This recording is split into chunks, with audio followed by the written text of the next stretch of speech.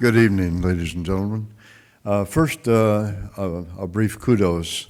I've produced 40 major two-month-long art events all around the world in the last 40 years, and a couple of, 6 art galleries and a publishing company. And so I know what it takes to organize outside events, and it's a lot of work. However, to organize a symposium, you can take that lot of work and multiply it by at least a factor of 10 because of all of the moving parts. So my compliments to Bill and his wife, Ariane, and Roger Jackson, and all of the other folks who supported them. I first met Henry Miller in 1971, pardon my memory, when I bought the Coast Gallery in Big Sur and found a cache of paintings and prints from Japan, his Japan publisher, and some letters. And they didn't belong to me, so I found out where Henry Miller lived and drove them down to 4440 Campo Drive in Pacific Palisades, and went up to knock on the door and saw a Chinese proverb hanging on the door that gave me great pause, to say the least, and I'll share what that proverb was during my speech later on in the symposium. But it was a wonderful experience to meet this man. I was a writer myself at the time and had published a novel. And we had an immediate rapport and spent about 4 hours at his ping pong table, not playing ping pong, but shuffling his paintings that I had brought in the caches, and he would flip them around like cards on his ping pong table and say, magnifique. And in this one, that should have been gone in the garbage. And just laughing and enjoying going through this wonderful experience of finding a bunch of paintings that he had done a few years before. In 1978, I believe, I became, from Henry Miller's art dealer that began in 1971, because after I left his home that day, I said, what do you want to do with the paintings? He said, take them back to Big Sur and sell them, you know. I need the dough, don't you know? A wonderful, grovelly voice and a Brooklyn's accent with, I think he'd had a stroke at the time, but a wonderful man, big-hearted, generous, kind, very giving. Wonderful time to meet him and share time with him at that time. Then in 1978, I believe, I organized his artwork to go to the International Art Fair that year in Tel Aviv, Israel, and had planned it, had quite a number of paintings, had a wonderful poster, had sent ahead a few paintings to be framed in Tel Aviv, and there was a strike, and El Al Airlines, I renamed El Ouch, because they lost my entire exhibition, and we won the international poster contest, but didn't have all. We had a few of the originals that had been framed, but not the full show. But that was quite an experience. And the next time, I have a major event that occurred, and I'm not going to go on too long here, Bill, was in 1990 when I met up with son Tony Miller, who is in the audience tonight with his delightful daughter. And Tony had been given a legacy of pre-signed sheets of papier lâché, the French paper, the pre-World War II paper. And Henry had pre-signed these sheets as a legacy for Tony. So I acquired the sheets from Tony and produced what I call the Centennial Collection at 1990, which would have been his 100th year birthday.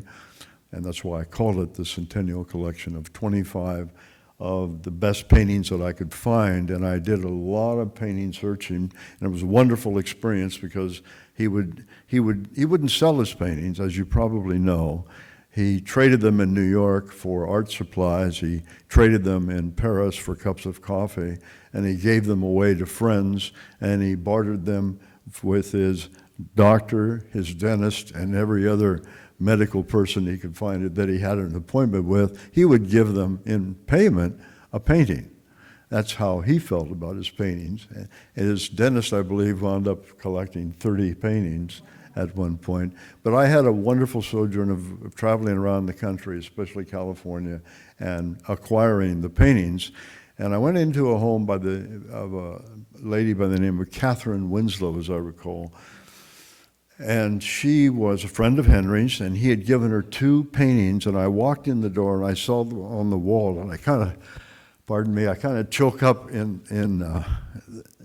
remembering this, because I saw the blue picture, and I saw Chagall's horse. And I knew, an overwhelming emotion went through me. I knew Henry Miller was an artist. And in 50 years of gallery ownership of 6 galleries, I've represented over 2,000 artists and artisans, and I've only represented 2 artists. One is Jim Hunold, a sculptor from Big Sur, and the other is Henry Miller. So, at any rate, I could go on and on about Henry and his art, but I'll make it very brief here. The next big event from the Centennial Collection Publishing, which I'll go over in more detail in the coming talk, was the show. I was invited. I met a Japanese person through the Sumitomo Bank, where I had deposited all 5,000 sheets now printed that I got from Tony, his legacy, and I had put those in the Sumitomo Bank in a deposit for safekeeping because nobody would insure them. So from the manager of that bank, I met a Japanese individual who became very interested in Henry Miller, and he was the liaison to the president of the Daimaro Museum in the Ginza in Tokyo, and we organized the Tokyo exhibition, and I sourced and packaged up 120 original paintings. We had the 25 centennial prints. We had all of Sadahiro Kubo's prints in Japan. He was Henry's Japanese publishers. And I had acquired through the estate and Bill Pickerel, who was Henry Miller's male nurse in his last years. I had acquired a lot of his memorabilia that I had put in a show that we did in Pebble Beach that Tony reminded me about earlier, which was the Henry Miller Art and Music Festival at Casa Palmero Mansion in Pebble Beach. At any rate, the show in Daimaro, they gave us 10,000 square feet, and they wanted the sizes and content of every painting, every print, everything in the show. So we were there at 9 o'clock in the morning. A door opened in this vast, imagine 10,000 square feet. This is probably, 2,000? Multiply it times 5, and that's the space they gave for the Henry Miller Museum in downtown Tokyo. At the Daimaro Museum, which is at the top of a high-rise shopping center, because they bring people up for events, and then they have to come down the escalator to do their shopping. Very, very smart marketing. So at any rate, at 9 o'clock sharp, when the second hand went up to 9, a door opened in the back of this pavilion hall, and out walked 30 men in white uniforms and white gloves. They opened up the cases that I had shipped.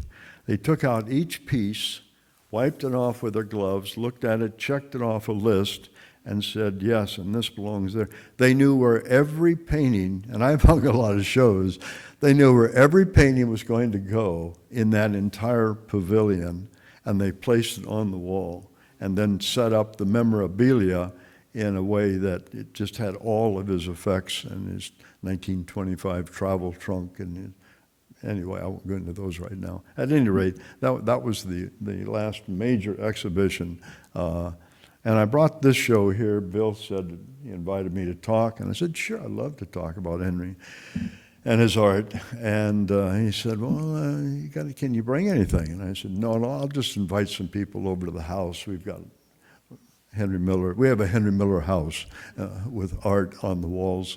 And I said, just invite some people. So I started getting emails from people who said, yeah, I'd like to sign up and come on over. Then I thought, well, why don't I just take the event to them, which was one of the many mistakes I've made in my life. So in the hall across the way, you'll see what has finally happened with this man smooth talking over here. At any rate, there's so much more to say about Henry's art. It's a wonderful thing. His most famous quote, which I'll give it to you now and I'll give it to you later again, he says, when I write, I work. And when I paint, I play. And that's the beauty of his art. Thank you.